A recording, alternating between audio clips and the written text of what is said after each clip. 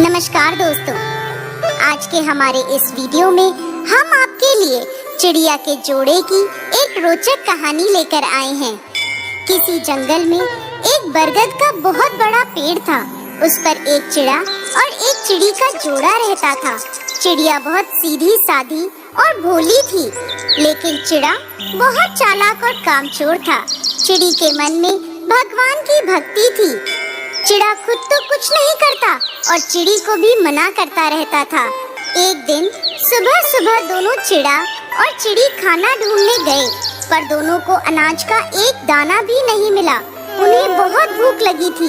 दाना ढूंढते ढूंढते दोनों दूर गांव में चले गए। एक घर में उन्होंने देखा कि घर के आंगन में एक बर्तन में दाल और एक बर्तन में चावल रखे थे। दाल चावल देखकर चिड़ा चिड़ी से बोला, चलो आज हम खिचड़ी बनाकर खाएंगे। चिड़े ने अपनी चोंच में दाल भर ली और चिड़ी ने चावल भर लिए। दोनों अपने बरगद के पेड़ पर वापस लौट आए और उन्होंने खिचड़ी बनाई। खिचड़ी इतनी अच्छी बनी कि उसकी खुशबू दूर दूर तक फैल गई। चिड़ा चालाक और कामचोर होने के साथ ही बहुत बड़ा पेटू भी था। उसने सोचा, आधी आधी बाटी तो मेरा पेट तो नहीं भरेगा और मैं भूखा ही रह जाऊंगा। उसने एक चाल चली। वो चिड़ी से बोला, खिचड़ी अभी बहुत गर्म है, जब तक ठंडी होती है तब तक चलो पानी ले आते हैं, फिर मजे से बैठकर खिचड़ी खाएंगे। चिड़िया बोली, ठीक है। फिर चिड़ा बोला, अगर हम दोनों साथ में पानी लेने जाएंगे तो कोई जानवर पीछे से हमारी खिचड़ी खा जाएगा, इसलिए ऐसा करते हैं, पहले मैं पानी लेकर आता हूँ। जब मैं पानी लेकर आ जाऊंगा तब तुम चली जाना। ये कहकर चिड़ा तालाब पर पानी लेने चला गया और जल्दी से पानी लेकर वापस आ गया।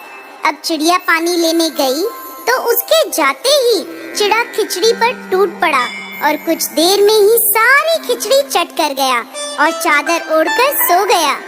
थोड़ी देर में चिड़िया जब पानी लेकर वापस आई तो उसने देखा खिचड़ी का बर्तन खाली पड़ा है और चिड़ा चादर तानकर सो रहा है। चिड़िया समझ गई कि ये चिड़े की चालाकी है। उसने चिड़े को जगाया। चिड़ा अनजान बनकर बोला, क्या हुआ? तुम इतने गुस्से में क्यों हो? कितनी देर कर दी तुमने? मैं तो इंतजार करता करता ही सो गया। चिड़िया को ये सुनकर और गुस्सा आया। चिड़िया बोली, मैं तुम्हारी सारी चालाकी समझ गई हूँ। तुमने खाने के लिए खिचड़ी छोड़ी ही कहाँ है? चिड़ा बोला, नहीं नहीं, मैंने खिचड़ी नहीं खाई, कोई जानवर खा गया होगा। चिड़िया बोली, मुझे अपने भगवान पर पूरा विश्वास है। अब मैं किसी तीसरे पंछी को बुलाती हूँ, वो ही ये फैसला करेगा कि खिचड़ी किसने खाई है। चिड़िया ने दूसरे पेड़ पर रहने वाले कौवे को बुलाया और सारी बात बताई और साथ ही सच झूठ का फैसला करने को कहा।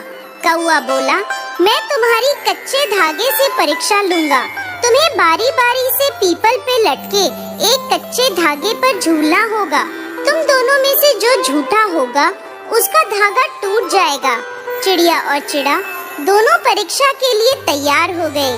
चिड़िया पहले गई और कच्चे धागे पर झूलकर आ गई। अब चिड़े की बारी आई तो डरता डरता कच्चे धागे से लटका। उसके लटकते ही धागा टूट गया और वो धड़ाम से जमीन पर आकर गिरा। उसे चोट लग गई।